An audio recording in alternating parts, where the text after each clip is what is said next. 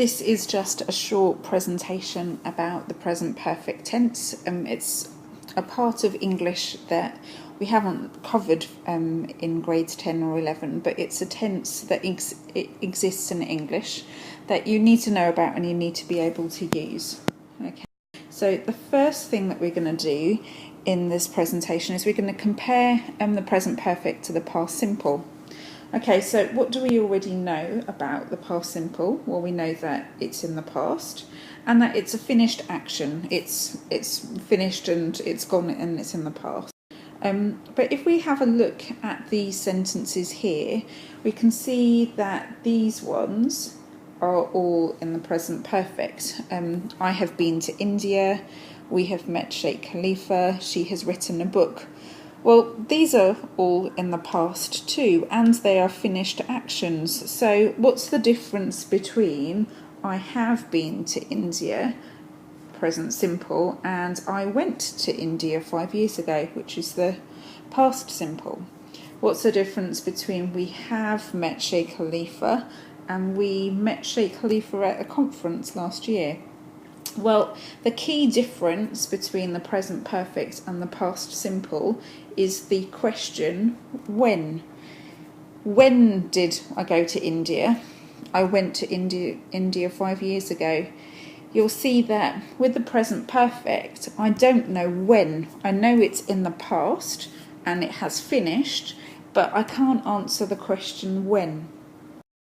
The main difference between the present perfect and the past simple is that we use the present perfect to talk about past experiences, but we don't know when. But if you can answer the question when, then really you're using the past simple. So that's one of the differences, that's one of the uses of the present. So here, how do we make the present perfect? Well, the present perfect has two verbs. It has the verb have or has, and then the past participle. So if you are using I, you, we, or they, we say have. And if we say he, she, or it, we say has.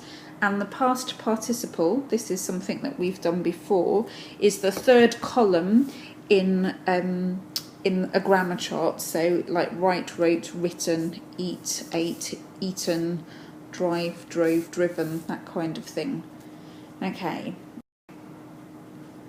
And to make the negatives, you just use haven't instead, haven't or hasn't. And to make a question form, you just start with have or has and then put the subject in the middle. Okay, so just a quick recap. Sometimes the present perfect is used to describe past events that are finished, but we don't know when. That's the key thing. We don't know when it happened. The present perfect is made of two verbs, have and has, and the past participle. The present perfect also has some other uses, but we'll talk about that at another time. Okay, so now it's just some time to practice. You'll see on Plato and also on our learning management system that there are some web links to help you to practice your understanding of past participles and how to use the present perfect. I want you to do this